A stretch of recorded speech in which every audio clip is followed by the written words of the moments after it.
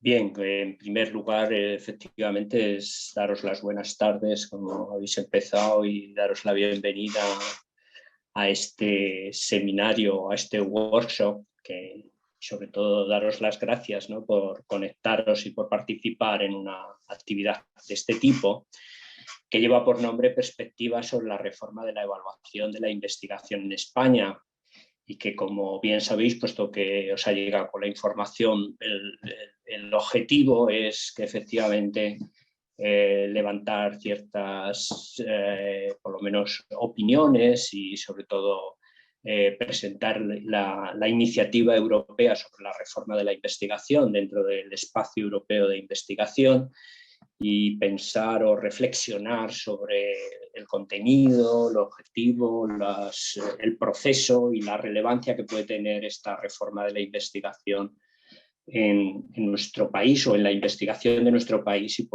en concreto además en las universidades y en la investigación que se realiza en las universidades. Para empezar, y si me lo permitís, quisiera dar una bienvenida especial, un special welcome to Stefan Bergman, que es director of the Research and Innovation Unit of the European Universities Association, que is also participating in this workshop. And I would like also to thank for his collaboration in this workshop and in a previous activities organized by Crue Universidades Españolas. I also would like to welcome to Rita Moraes, who is Advisor for Research and Innovation at the Association of European Universities, and also to Pastora Martínez, que es vicerrectora de Globalización y Cooperación de la Universidad Oberta de Cataluña y representante de Crue Universidades Españolas en el grupo de expertos de Open Science de la Asociación de Universidades Europeas, así como a Senena Corbalán, que es vicerrectora de investigación de la Universidad de Murcia, miembro del Comité Ejecutivo Ampliado de Crue I+D+I, y también representante de Crue Universidades Españolas en la EUA, en el grupo de estrategia de Research and Innovation. Así que todos ellos van a participar de forma activa durante el workshop y el webinar, y después de esta especial bienvenida y este especial agradecimiento, pues evidentemente a todos ustedes y a las universidades que representan, pues más que nada pues les agradecemos ese interés demostrado en el tema, ¿no?, del seminario, y que de alguna manera ya quedó también patente, sobre todo para aquellos que participasteis en las 28ª Jornadas de Investigación de las Universidades Españolas, y en una mesa redonda que se celebró en el marco de dichas jornadas precisamente sobre este tema de la reforma de la evaluación de la investigación. Y desde luego ha quedado confirmado ese interés por el número de inscripciones que hemos recibido a este webinar. Así que en ese sentido agradecerles precisamente esta participación y este interés. Por supuesto, no me corresponde a mí entrar en detalles sobre el acuerdo y la coalición esta que se ha formado para el Advance de la Research Assessment. Pues no solo los representantes de la EUA, sino también los representantes de Crue Universidades Españolas pues van a dar detalles y a responder todas aquellas posibles cuestiones que surjan durante la presentación o en el debate que se pueda establecer al final. Así que voy a dar la palabra. I'm going to give the floor to Stefan Bergman in order to let him to also welcome you and to give some welcome words before we start with the agenda prepared for this workshop or seminar. Thank you. Okay, Stefan, go ahead. Thank you very much. Buenas tardes to all of you, and very sorry that we need to do this in English because of myself. I had, I think, the opportunity to meet some of you in Valencia a few weeks ago, and that was already a wonderful opportunity. So thank you again, once again, to Crue for organizing this workshop and having the opportunity to present this to you. I'll be short. Rita and I are completely biased. We've been engaged in this process for a year now. And not just that, EUA has also signed the agreement and will be joining, of course, the coalition COARA, and it's putting forward, and I'd like to remind that to you also, a candidate with Paul Boyle. It's a member of the Research Innovation Strategy Group. So we're biased. So we're not here actually to convince you to join COARA and to sign the agreement. What we're here to do is to provide you the information that you need to make a decision about it. So what we really want is this workshop, this online workshop, to be an opportunity for all of you to ask the questions you need. So we'll be presenting to you, of course, as much information as possible, but please, please feel free to ask as many questions as you wish. And we're much looking forward to understanding better, what it is that are your concerns, your questions, and to be able to provide you with all the information you need to make an informed decision about signing or not the agreement. Of course, we will hope that you will sign and join the coalition, but much looking forward to this workshop. So once again, thank you very much to Crue for organizing it, and to all of you for joining us today and for doing it with us. Thank you. Okay, thank you, Stefan. Okay, well, I think the best we can do is just to proceed with the agenda. Le doy el paso y la palabra a Senena, que es la persona que va a iniciar este seminario con esa introducción sobre la reforma de la evaluación de la investigación, sobre todo en el contexto nacional, que es el que quizá nos va a permitir entrar en detalles sobre las preocupaciones o los intereses que puedan surgir desde las personas que realizan investigación en España. Adelante, Senena. Pues buenas tardes y muchísimas gracias.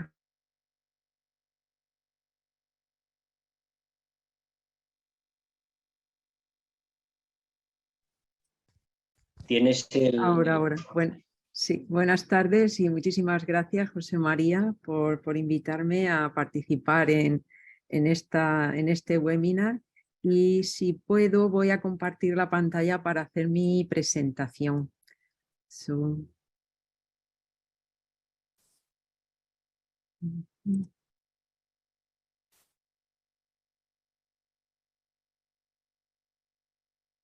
Creo que ya he compartido y todo el mundo puede ver la presentación. Sí se ve. Okay, so just for Stefan and Rita, I will do it in a hybrid way. So the slides are in English and I will do my presentation in Spanish due to the national context. So the title is the Research Assessment Reform in the National Context. Como bien saben todos ustedes, pues el gran avance científico que se ha experimentado en los últimos años ha dado lugar a una gran variedad de formas de generar el conocimiento. Y esto pues da lugar a que hay que informar y comunicar sobre los resultados de la investigación de formas muy diferentes a como estábamos acostumbrados, que era simplemente pues a través de publicaciones científicas. Además, esta evaluación de la investigación tiene un importante impacto en la carrera investigadora, puesto que los investigadores tenemos la tendencia de dirigir nuestro foco hacia aquello que se nos está evaluando y que se nos valora pues, para poder progresar en nuestra carrera. Y de ahí la importancia de que la Comisión Europea reflexionara y encontrara que actualmente hay muchísimos méritos que no se están valorando y que probablemente era el momento de realizar ese cambio. España actualmente cuenta con un sistema donde tenemos varias agencias e instituciones de evaluación nacionales y contamos con ANECA con la Agencia Estatal de Investigación, y saben ustedes que en el ámbito biosanitario pues el Instituto de Salud Carlos III también hace la evaluación nacional por su parte. Y además tenemos 10 agencias e instituciones de evaluación también regional. Saben que a nivel de finales del año 2021 se comenzó a trabajar en este acuerdo que presentamos aquí en esta diapositiva y que fue publicado ya en julio de 2022. Como pueden ver, pues se denominó Agreement on Reforming Research Assessment, y el documento, si han tenido la oportunidad de leerlo, pues está estructurado en un conjunto de principios, compromisos y en un calendario de propuestas que sienta muy bien las bases para que las organizaciones que se adhieran a este compromiso pues puedan colaborar y participar en la aplicación de los cambios que se vayan proponiendo durante todos estos años de trabajo. El documento se ha preparado de una forma muy colaborativa.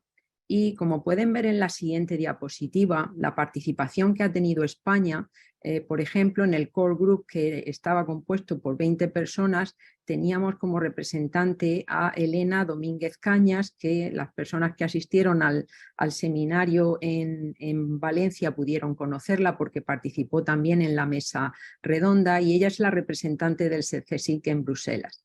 Luego también, si miramos el listado de los representativos de los diferentes Estados miembros, pudimos hacer un recuento de que 35 instituciones españolas han estado participando en la elaboración de ese acuerdo, y de ellas 4 eran agencias de evaluación, 18 universidades a nivel individual y había 13 fundaciones, institutos de investigación, hospitales, donde también contamos a Crue Universidades Españolas.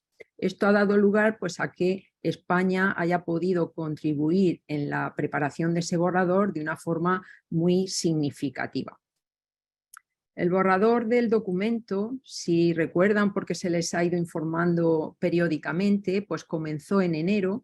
El 3 de marzo hubo una primera asamblea. En abril se abrió una consulta pública para que todos los miembros de la asamblea pudiesen, digamos, opinar y poder modificar o establecer un conjunto de modificaciones para ese documento. El 19 de mayo hubo una segunda asamblea y el 8 de julio fue la tercera asamblea celebrada para ya terminar de acordar el último, digamos, borrador o documento para ese acuerdo, que fue el que ya salió publicado el 20 de julio de este año. Con respecto a las actividades que Crue ha estado realizando para dar difusión y participar en la generación o en la de este acuerdo, pues como pueden comprobar, si lo solapamos con el timeline del agreement, pues pueden ver que ya en marzo, Crue organizó un seminario que se tituló Hacia una reforma de la evaluación de la investigación en Europa. Y en este seminario, pues en una primera parte se realizó una presentación de lo que era ciencia abierta y todo lo que concernía a la evaluación de la investigación con respecto a las tendencias y el estado de cómo estaba la cuestión en Europa, con una mesa redonda que estuvo moderada por el rector de la Universidad de Lleida y por representantes de los comités ejecutivos de la sectorial de profesorado, de Crue de profesorado y de I+D+I.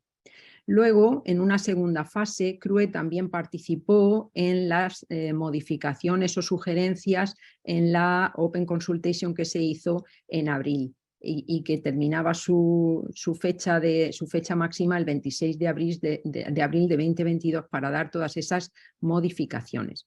Posteriormente, Crue también participó del 6 al 8 de julio en unas jornadas que el Ministerio de Universidades organizó en la Universidad Internacional Menéndez Pelayo. Aquí se congregó durante 3 días a un conjunto de agentes tanto nacionales e internacionales para poder debatir precisamente sobre este sistema de reforma de evaluación de la investigación, y en él pues pudimos asistir a ponencias por parte de actores muy relevantes como por ejemplo James Wilson, que es el director del Research on Research Institute en la Universidad de Sheffield. También participó Kostas Glinos, que era el director de la Unidad de Ciencia Abierta de la Comisión Europea, y se mantuvieron 4 mesas redondas muy informativas que nos dieron lugar a poder reflexionar sobre todas las implicaciones de esta reforma en el sistema de evaluación de la investigación en Europa y de la evaluación de esta investigación precisamente en el sistema universitario español, así como también todas las oportunidades de mejora y el papel que podían jugar todas las agencias financiadoras y evaluadoras españolas. A través de todos estos debates, lo que sí que se adquirió fue una base de consenso sobre esa necesidad de cambio y se concluyó pues acordar en los siguientes meses, pasado el verano, para abordar una serie de reuniones para poder mejorar esa coordinación con respecto al sistema español de evaluación y lo que propone el COARA.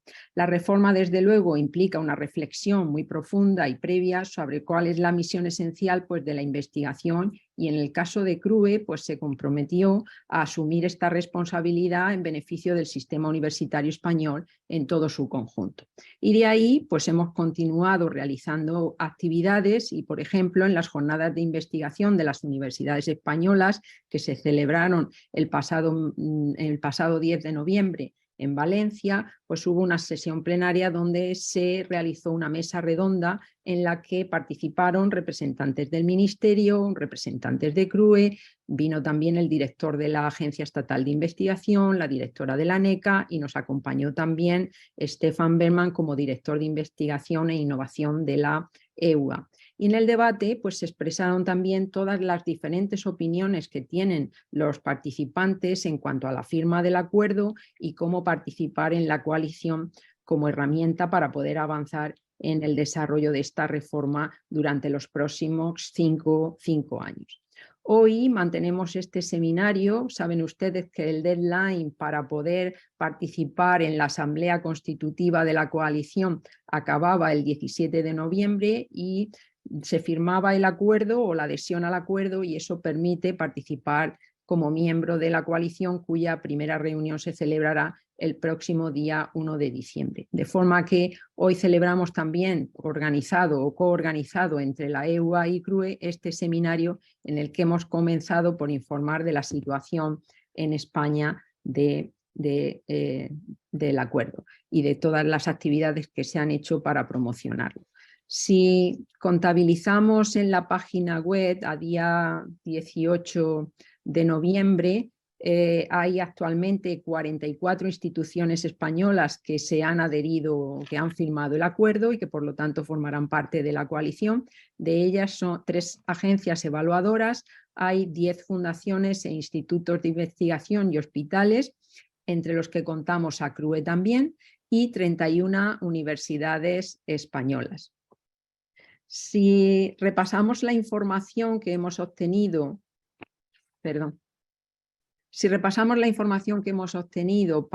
saben que en esa primera reunión de la coalición, además de asumir pues, toda la información que nos van a ir proporcionando en cuanto a las reglas de participación, etcétera, pues hay una votación para elegir al chair y a los miembros del steering committee. En cuanto a los representantes de España, para el chair no hay representantes españoles, pero sí que para vice-chair sí que hay 3 representantes. Uno de la Universidad de Barcelona, otra persona de la Universidad Carlos III de Madrid y otra persona del CSIC.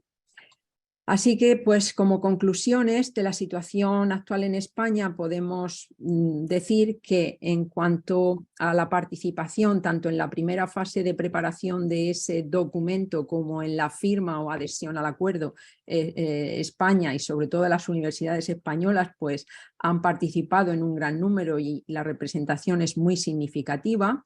Es muy importante también enfatizar, en segundo lugar, que la responsabilidad de la evaluación de individuos, proyectos e instituciones actualmente recae tanto en las agencias nacionales como regionales, y que es muy importante que participemos todos juntos del trabajo conjunto, tanto si hemos firmado el acuerdo como si no, para poder ir avanzando en un progreso adecuado de todo el sistema. Y sí que pues me gustaría También comunicar que el Ministerio de Universidades y Crue están trabajando conjuntamente para coordinar esta acción a nivel nacional, de forma que podamos también crear un comité a nivel nacional, como digo, para poder seguir trabajando conjuntamente todas las instituciones.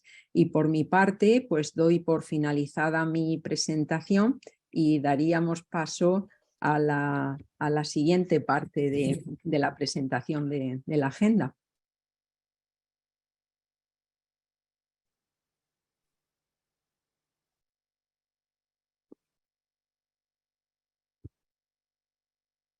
And in this case, is Rita and yes, it's me, so I can. Ready? Yes. So I am going to welcome to Rita Moraes.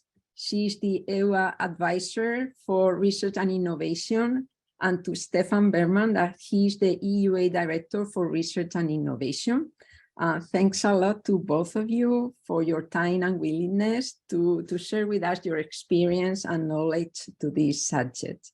So I will pass the floor to Rita to explain the agreement on reforming research assessment. Rita, Thank you, Selena. Thank you. So indeed, in this presentation, we will show you, we'll talk a bit more about the agreement, so the content of the agreement. We'll also review the latest number on the signatories. And then Stefan will tell you more about the coalition and the next steps, and especially the Constitutive Assembly, which will take place later this week on Thursday. So as Selena already presented, the agreement was published on the 20th of July. It was a process initiated 1 year ago, and it took, well, about 7 months for us to reach the final version of the agreement.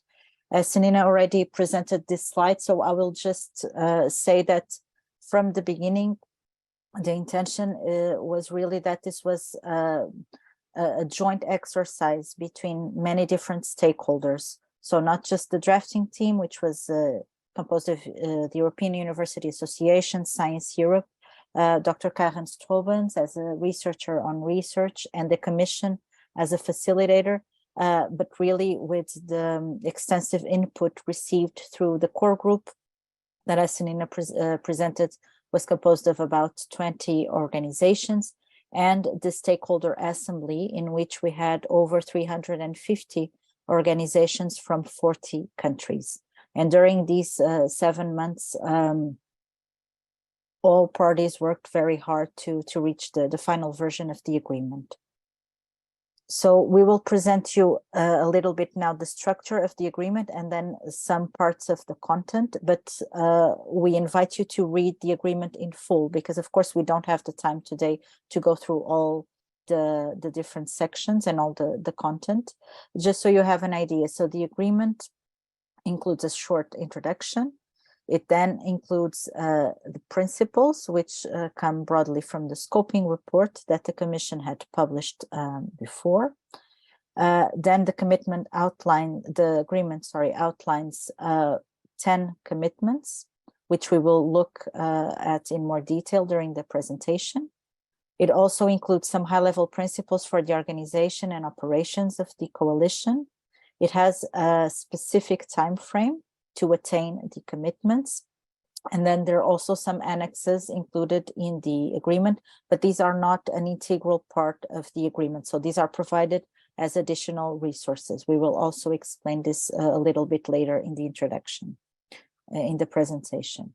So in terms of the introduction for the agreement, we brought you here a few pieces of it. So signatories of the agreement, they agree that the vision is for an assessment of research, researchers, and research organizations, recognizing diverse outputs, practices, and activities that aim to maximize the quality and impact of research. The scope of this agreement, so it is addressed to research performing organizations, so including universities, naturally, research units, research projects, individual researchers, and research teams. And the idea is that the agreement establishes then a common direction for reform while respecting organizations' autonomy. And this is a key principle in the commitment and then in the coalition. So the agreement and the coalition will be formed by research funders, research performers, national, regional assessment authorities and agencies and associations of all these organizations, as well as learned societies and other relevant organizations that are global in scope. So although the agreement indeed was created in Europe and by a majority of European institutions, it is open to organizations across the world. And in the agreement, so the signatories, they commit to working together to enable a systemic reform on the basis of the common principles within an agreed time frame, and aiming to facilitate exchanges of information and mutual learning. So as we've said before, we have in the agreement 10 commitments, so 4 core commitments, and here we brought you the titles of the commitments, but when you look at the agreement, you will see that each one of the commitments is much more developed in the full text. So the core commitments, they include 2 commitments to enable better recognition of diverse practices and activities to maximize the quality of research, and then other 2 commitments, so number 3 and 4, to enable a move away from the inappropriate uses of metrics. And the agreement also includes a definition of what inappropriate uses mean. And this means relying exclusively on author-based metrics, for example, counting papers, patents, citations, etc., to assess quality and impact. It also means assessing outputs based on metrics relating to publication venue, format, or language. And finally, relying on any other metrics that do not properly capture the quality and or impact. So in terms of the core commitments, now going back to the first one, this is about recognizing, again, the diversity of contributions to and careers in research according to the needs and nature of the research. Then number 2 is about basing research assessment primarily on qualitative evaluation, for which peer review is very important, supported by the responsible use of quantitative indicators. And then number 3, it's about abandoning the inappropriate uses in research assessment of journal or publication-based metrics, namely, for example, the journal impact factor and age index. And number 4, about avoiding the use of rankings of research organizations in research assessment. Then we have 6 supporting commitments. And here the supporting commitments, the first 3, they are about enabling a move towards a new research assessment criteria, tools, and processes. And 3 other commitments to facilitate mutual learning, communicate progress, and ensure that new approaches are evidence-informed. So the first supporting commitment is number 5. This is about institutions or organizations committing resources to reforming research assessment as is needed to achieve the changes that organizations are committing to.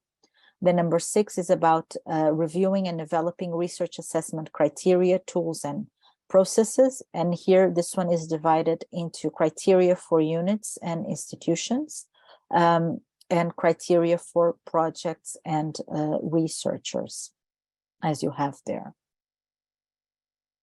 The number 7 is about raising awareness of research assessment reform and provide transparent communication, guidance, and training on assessment criteria and processes, as well as their use. Number 8 is about exchanging practices and experiences to enable mutual learning within and beyond the coalition. Number 9, about communicating progress made on adherence to the principles and implementation of the commitments. And finally, number 10 is about evaluating practices, criteria, and tools based on solid evidence and state-of-the-art in research on research, and making data openly available for evidence gathering and research. And as I've said before, these are just the titles of the commitments. So the scope and purpose of each commitment is then fully detailed in the agreement itself. So as I've said before, the agreement also stipulates a time frame, and this is what distinguishes this agreement from other previous initiatives that were more in the sense of declarations.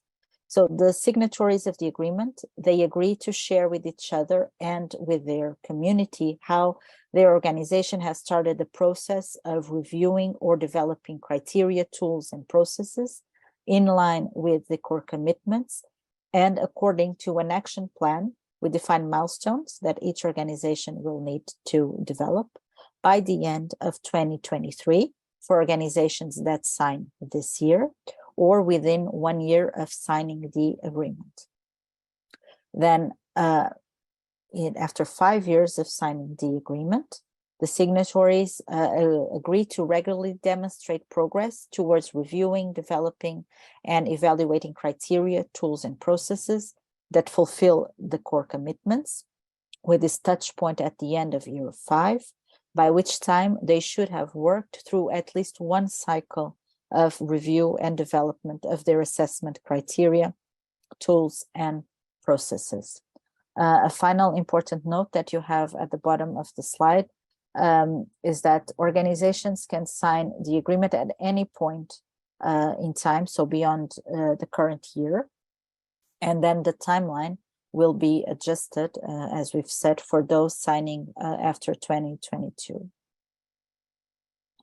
So the annexes, as I had said before, they do not form an integral part of the agreement, but they are provided as additional resources that organizations can use if they wish in their planning and in the development of their roadmap.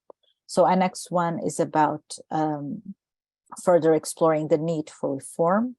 Annex 2 is about the terminology used in the text of the agreement. Annex 3 suggests a reform journey, and Annex 4 provides an initial toolbox.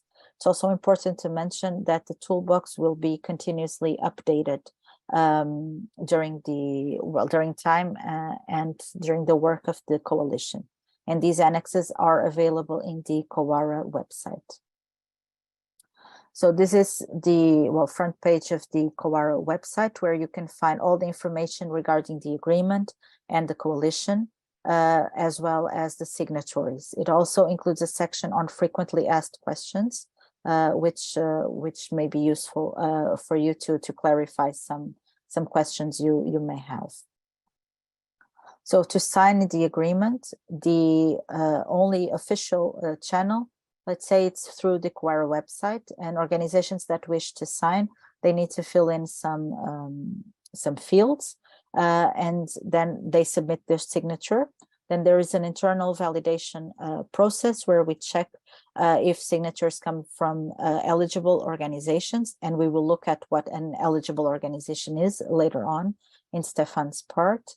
And then after everything is checked out, then the logo of the organization is uploaded to the website, to the COARA website. We wanted to give you a brief update on the number of signatories. So Senina already shared with you the number of Spanish signatories. The numbers we have here are from last Friday, so we may have a little bit more than that. So as of last Friday, we had 426 signatories. Some were still being validated, but the vast majority had already been validated. Out of these, 63% come from universities and their associations, 11% from research centers or research infrastructures, 9% from public or private research funding organizations. Academies represent about 8%, together with associations of researchers. Then we have about 2% of national regional authorities and 7% of other not-for-profit organizations that are involved with research assessment. In terms of the country breakdown of the signatures, you'll see that most signatures come from Poland, Italy, Spain, and France. So these are also big countries with a large number of organizations. And what you see in the bars in gray, so Europe and global, these are organizations whose remit is either European or global. So their remit is not at national level. Also, just to add that, for example, the Netherlands appears here after Europe, but indeed all the institutions from the Netherlands have decided to sign, but because of here we're only looking at absolute numbers, this looks a bit different than if we were looking at percentage or at system level. If we look only at the category of universities and their associations, so last Friday we had 271 in total.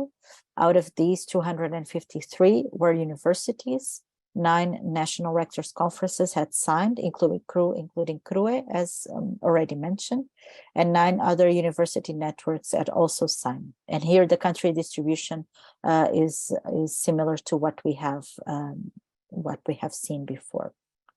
Now I will pass the floor to Stefan, who will tell you more about the coalition and the next steps. Thank you very much, Rita. And yes, we, after publication of the agreement back in July, we didn't stop the work. We actually, from that time, worked on the governance. And again, not on our own as a drafting team, but also with a group of other stakeholders that had experience. And we also discussed this in the fourth and last stakeholder assembly. Next slide. Thank you. So all the information that I'm going to share with you today is actually available on the COARA website. So please do not hesitate to go there to get more of that information. That includes the principles that actually are guiding the conduct. Those were already in the agreement. I don't have the time to go deep into details, but you can see that the aim here is to be open, and beyond that, to make sure that we're inclusive. As was mentioned before, the idea is whereas it has been a European initiative, we do want to go global. And so that's going to be an important element of the coalition once it starts on Thursday. But beyond that, we also want to make sure that it's not just a happy few that join, that we stay as open as possible to other ones. Because as mentioned by Rita, the signing will not stop after 2022. It will be open for a long time. You can see, for example, an important other principle is, of course, the collaboration and mutual support. That's the whole point of the coalition, the mutualing exercise that will take place, which we hope, for example, will be of quite an inspiration to many other ones. Next slide. In terms of the documents themselves that we drafted since July, those will all be documents that will be put to vote this Thursday. And so there's a document on governance first, and this document actually has the guiding principles of the coalition. So it's really looking at its structures, the powers, the authority, etc. Then we've got rules and procedures for the working groups. I'll go a bit later about the working groups, but this document describes all the conditions and the procedures for creating and managing the working groups. Then we've got rules and procedures for the chair, vice chairs, and steering board members. So this is very important, of course, because it's going to start its work, this steering board, as of Thursday. And then we've got a code of conduct. We found that this is very important also because we want to make sure that everybody within the coalition conducts themselves actually appropriately. Next slide. One point about the membership. So of course, membership is open to all that have signed the agreement itself, but we don't open to everyone. We, for example, and you see that highlighted in blue with the last section, it's for organizations that are not for profit. So we want to make sure that our members of the coalition, those that are either assessed or do assessment.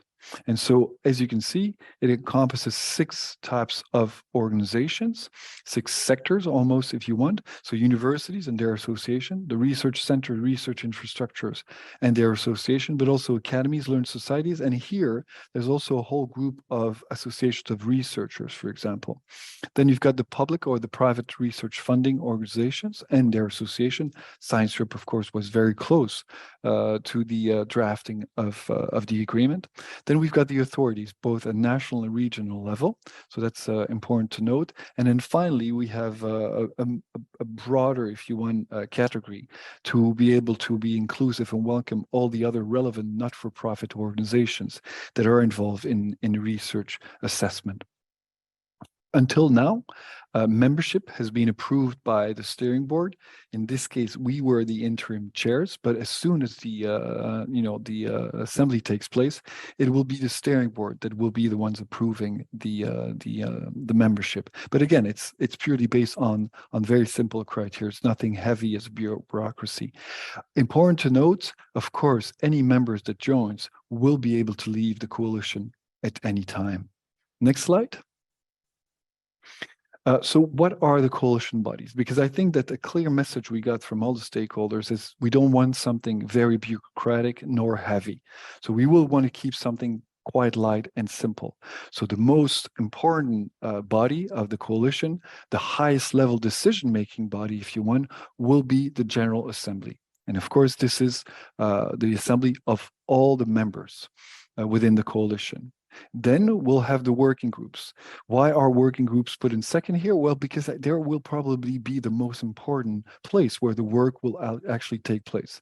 This is where you, if you have signed, will be able to have volunteers from your staff participating in actual exchange of knowledge, learning process. So this is where we envision, and I'll explain that a bit later, where the working, of course, of the coalition will be taking place. There will be a steering board, of course, that will be elected for the first time this Thursday. We foresee it as a very collegial body made up of 11 members, including one chair, and it will be responsible for the overall oversight. So we're talking about a strategy, the business plan, the sustainability of the coalition. So that's for the steering board. And then, of course, there will be a coalition secretariat, probably quite small, that's going to be in charge of the administration, the management, the logistics, the communication, etc. So those are the coalition bodies that are foreseen. Next slide. The General Assembly. So the first one, as I said, is going to be on the 1st of December. And here is what will be up for decision, actually. And again, this will not be just this time, but it can happen also in the future. It will approve the governance and rules of procedure, so the documents we talked about, and there's room in those documents for changes in the future. So it might be that they need to be adapted, and therefore that's something that always the General Assembly will be able to, at some point, approve and vote on. They will be the General Assembly, electing the chair, vice chairs, and the members, of course, of the steering board. They will approve the annual work plan and the budget of the COARA that will be proposed by the steering board. It will also be appointing the coalition secretariat, and so that's going to take place on the 1st of December. It will also approve the strategy guiding the operation of the activities that I talked about, but also the strategy for outreach. So this is, for example, one of the important tasks, as mentioned before, is to go global. So that's one of the element of outreach, but not just. You might have noticed from the slides that Rita mentioned that some countries like Bulgaria, for example, where our commissioner, Mary Gabriel, is from, that have no representation yet, no signatories. So that's also the outreach probably that will be needed.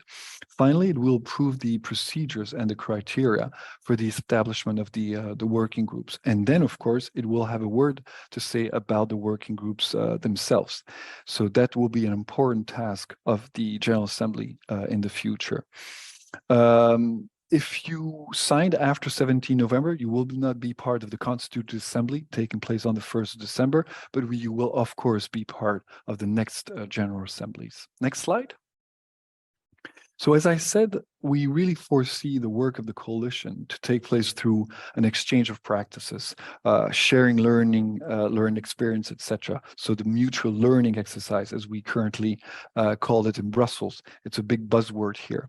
But the format that the working groups could take is really based on different types of communities of practices. So you could imagine that there could be working groups that are more horizontal in their topics. So this would be interest communities.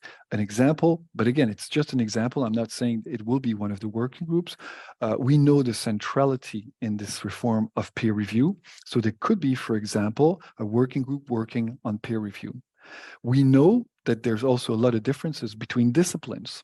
So you could imagine that there could be a working group on physics, or another one on social sciences, or one other strong important element to look into is interdisciplinarity.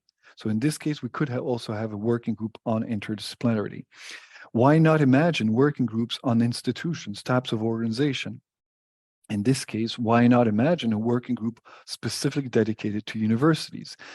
So that could be an option. And of course, because there's been so much strong support from member states on this initiative, and for example, in Spain, your government has supported really strongly that this initiative. Through ERA, the European Research Area, for example, they are quite willing to start engaging with the stakeholders in the coalition to start talking about how to implement the reform in Spain. What are the barriers that are still there? How can we work together to take those barriers away, for example, be it legal or administrative? Of course, working groups will be important, but will not be the only way to work. Workshops, webinars, conferences, etc. Many other tools probably will be used. Next slide. So we have, and we will be electing on the 1st of December, the first steering board. And we received, with the deadline of 17 November, the applications. So we've had actually 2 applications for chairs. Here, what we have is two candidates actually from the Netherlands. One candidate is from the funding organization. I can reveal the name because that's one of the person who's going to be elected. But anyway, it's going to be Stan Gillen. There's another one coming from a university and association. So presented by the University of Maastricht, the Universities Netherlands also, as well as a university network called Jeroen. We have Rian Letschker, the president of the University of Maastricht. Then for the 10 seats on the steering board, we've got 29 candidates, and 13 of those actually are coming from universities. So the high representation of universities in the membership is well represented also within those candidates. 19 men, 10 women, a bit unbalanced there. So we hope that in the end we'll have a good balance also on the steering board. There's going to be, because it is set in the rules, 4 seats maximum for any sector. So universities, if they vote well, could have up to 4 university representative actually on the steering board. Next slide. This is how, as I was mentioning, how the application is split between the different organizations. As you can see that universities are the ones with the biggest number of applications, 13, followed by the academies, learned societies, as well as association of researchers, for example. Then 4 for the research centers, infrastructure, etc. 3 for the funders, 1 for the national and regional authorities, and 1 also for other relevant organizations. So that's what we have today. And again, by Thursday, end of day, we will know who are the members of the steering board of COARA. Next slide. Also the split in terms of candidates, it was mentioned by Senena earlier that's from Spain you have 3 candidates, but you can see how the split goes. And again, let's hope we get a good balance in the end between the different representation. I think it's very good to see also that one of the representative coming from the global part is actually someone, a researcher from Honduras originally. So hopefully we'll have someone, she's also a very young researcher. And so I hope that she will both be able to represent the first member in the COARA, in the steering board of a non-EU country, and also represented from early career researcher. But let's see, I'm getting ahead here, and we'll know then on Thursday what happens. Next slide. A reminder of a timeline, even though most of those milestones have gone right now, I think that no point going in details, but as you can see, on 17 November was the deadline for signing the agreement, but I insist only to be part of the Constitutive Assembly. The signing will continue well beyond, and we will be hoping to welcome members, after. I can say that we have received actually after 17 November several other signatories, so it will continue. One of them, for example, was Leru, who also after its General Assembly signed recently. It was also the deadline for the candidates for the chairs, vice chairs, and the steering board member, and I've shown you the result of that. We provided, with 1 day of delay on the 25th of November, actually all the information about the candidates and the interim secretariat. All the documents are out there for those of you who will have signed, so they can look at those before the assembly takes place then on the 1st of December, which for us is a big deadline because, of course, for EUA, this means we will be handing over all the work that we've done in the hands now of a new steering board and of a assembly made up of all the members. Next slide. So let me now shift to actually the role of universities and how we see this. So the reason we are here with you today is because we think it is very important that universities play a crucial role, a central role in the change, in the reform. That is very important for us. So that is why we have done this work. That is why we've organized all those national workshops, including this one. We've done this in many other countries also with the rectors' conferences. But we've also had EUA webinars, and you might have participated to some of those. So we do think that universities need to be part of the reform. And of course, that's why, as I said in the beginning, we want you to have all the information you need so that you can make an informed decision about joining or not maybe the process. And the reason why we think this is important is because we need to make sure that within the coalition, there's a good representation of universities, both in the assembly, but also in the steering board. Why? Well, we think that's the only way that the interest of our sector will be actually defended and will be taken into account when the reform starts taking place. So that's really why we're here today and why we think it's important that you consider also signing the agreement. Next slide. Why, what does it mean for you, universities signing? Well, I think that Rita was very clear about a timeline. It is a 5-year timeline, but this is a 5-year timeline that you decide for yourself. So the institution autonomy will be, of course, a very important element, meaning that you decide yourself over the first year what work plan you will use. Also, there will never be any benchmarking between institutions that have signed the agreement.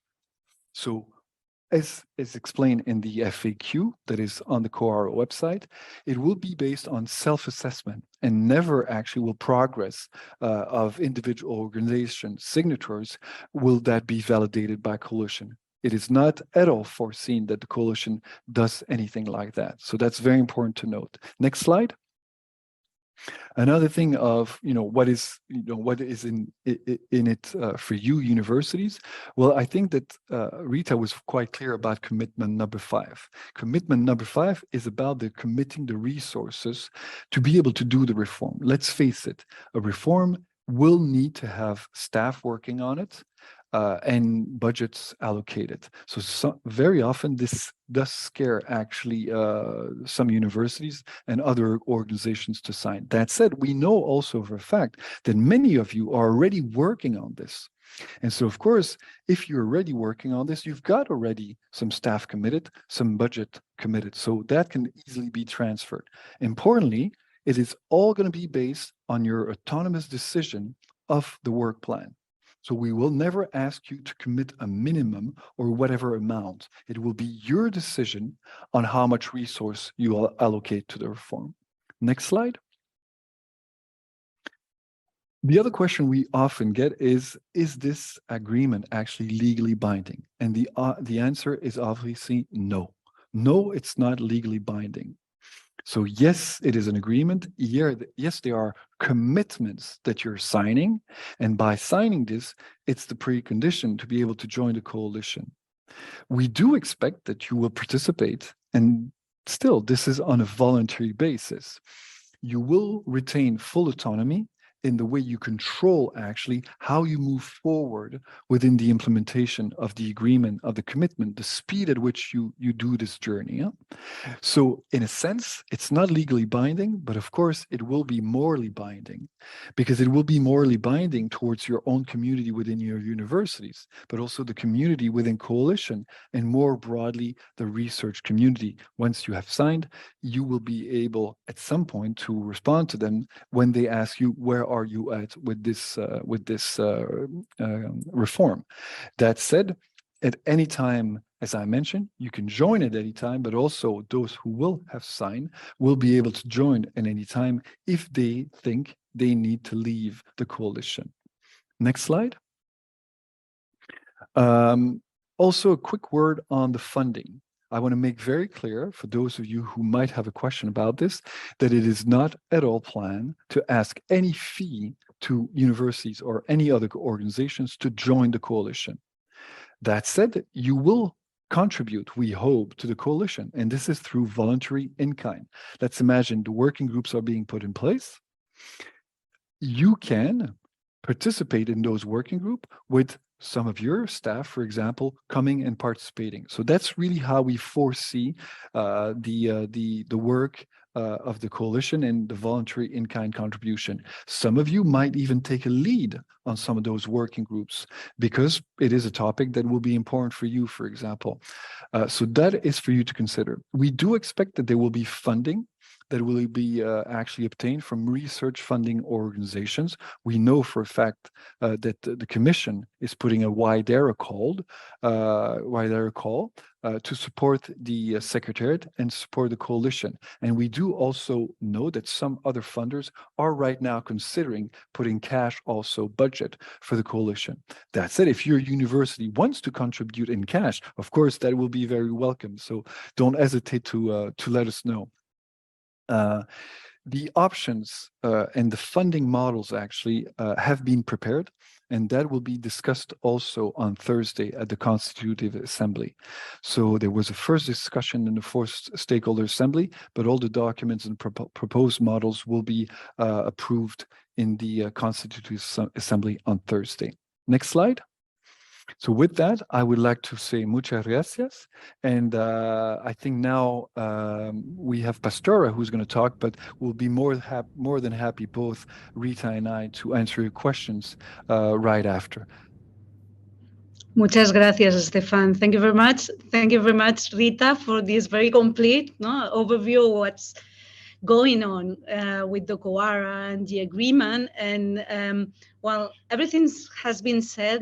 Stefan has already pointed out the very specific and important points for the universities. But let me just share with you 3 more ideas that I think are important for the audience we have today for the Spanish universities. On the one hand, now we are 31 of us, plus Crue in the COARA. More will join, I'm sure that. But I wanted to stress here that the more we will be, the strongest voice we will have in this evolution of the research assessment. As Stefan already stressed out previously, it's crucial that we as universities have an active role in the reform, and also that joining the coalition will guarantee that the interests of our sectors will be considered.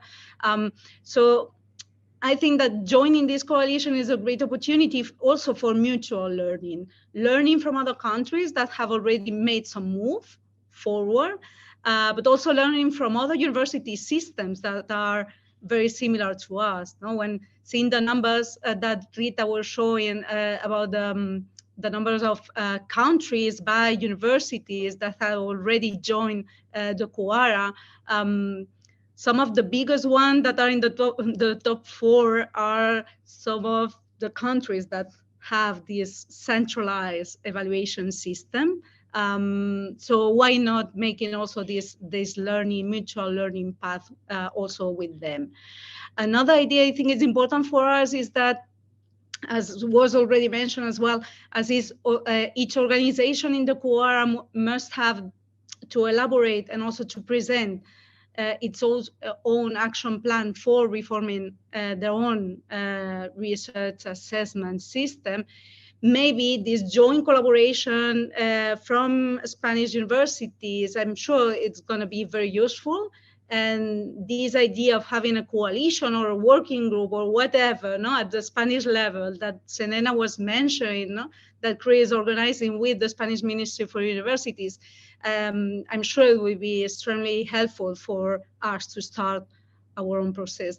And last but not least, in our evaluation system, the Spanish one, it will be also very important to count with quality agencies and funders, national ones that have a particular role in the evaluation of researchers and projects. So now we only, which is very good, but we have 3 regional quality agencies, 1 from Andalusia, 2 from Catalonia, and a national one, el Instituto de Salud Carlos III.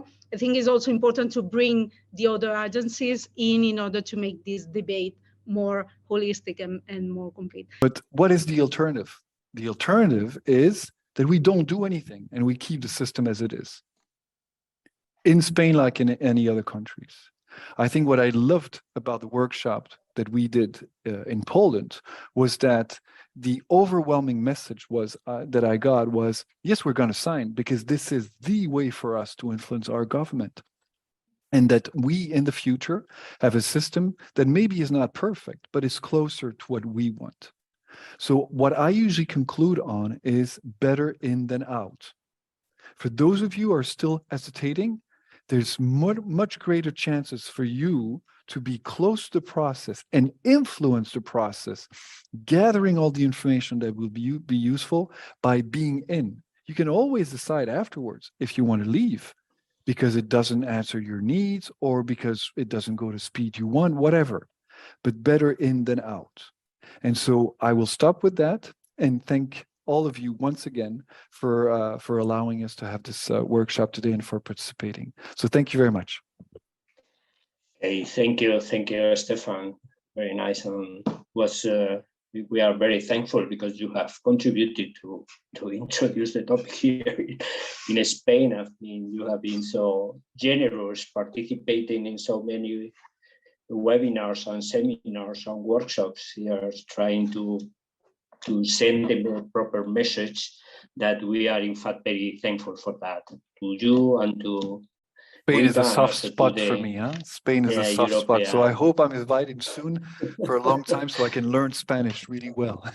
Okay, no, it's okay, it's fine. No, ya para finalizar, quisiera efectivamente agradeceros a todos, pero trasladar esa idea de que para Crue realmente hemos seguido el proceso realmente de cerca, hemos tenido buenas representantes dentro de los grupos de trabajo, hemos estado bien informados y desde luego de alguna manera Crue participa de esa visión que yo creo que mejor que nadie ha trasladado Stefan en estas últimas palabras. Es decir, que nuestra misión es estar ahí y estar informados, o sea, que no lleguemos a los procesos tan tarde como normalmente lo hemos hecho a lo largo de nuestra historia, que siempre hemos aparecido en el proceso cuando ya estaba todo por decidir y cuando ya estaba todo firmado, ¿no? Y entonces tenemos la oportunidad de entrar en un proceso que tiene un objetivo que yo creo que como objetivo final es asumible y que podemos contribuir a que efectivamente ese objetivo se alcance y se adapte no solamente, como bien decía Pastora, a los países, sino también a las áreas de conocimiento y como agentes activos de una comunidad en la cual tenemos que participar. En ese sentido, decir que Crue afirmó inmediatamente el COARA y el agreement y sobre todo pensando en ese servicio a sus universidades asociadas y es seguir estando atento y seguir recibiendo la información y seguir el proceso con el fin de trasladar a todas las universidades asociadas la información que vayamos consiguiendo y evaluando el proceso conforme vaya ocurriendo. Y para ello contamos con unas herramientas fantásticas como son nuestras comisiones sectoriales, y la comisión sectorial de I+D+I fue realmente el agente que nos trasladó una información para que efectivamente apoyando y firmáramos el agreement y participáramos en la coalición. Y en este sentido, el siguiente mensaje que quería trasladar es efectivamente desde Crue. Se os mandará información sobre ese foro nacional para la reforma de la investigación que se va a celebrar seguramente entre la última semana de enero y la primera de febrero. Estamos en coordinación con el Ministerio, estamos fijando ya las fechas y la agenda, seguramente se celebre en Barcelona y bueno, tratemos de implicarnos para efectivamente en ese foro, al cual serán invitadas no solamente las universidades que ya forman parte de la coalición, sino todas aquellas que puedan estar interesadas o necesiten más información. Pues evidentemente ahí será un buen punto de encuentro, Eva, para seguir mandando los mensajes adecuados para que nuestra comunidad científica, insisto, participe en un proceso que se está iniciando. Y yo creo que a eso hay que darle un gran valor. Y poco más, o sea, agradeceros sobre todo a la EUA por la coordinación y a vosotros por vuestra participación. Dejadme que a Pastora y a Senena un especial agradecimiento por su participación, no solamente representando a Crue en los grupos de trabajo de la EUA, junto con Eva, que también es parte del grupo de Open Science de la Crue, y efectivamente a partir de ahí, pues eso, yo creo que la próxima cita importante será a finales de enero, apuntadlo y se os mandará a través de Crue la convocatoria y la agenda. Y esto es una carrera de fondo, o sea que las ansiedades que no hay que dejarles participar. Esto es un continuo y tranquilidad, calma, pero con el objetivo claro. Aunque el camino sea a veces un poco tortuoso, pero el objetivo final yo creo que está claro. Así que en nombre de Crue, muchísimas gracias. Crue, Stefan, Rita, thank you very much for your participation and for your contribution.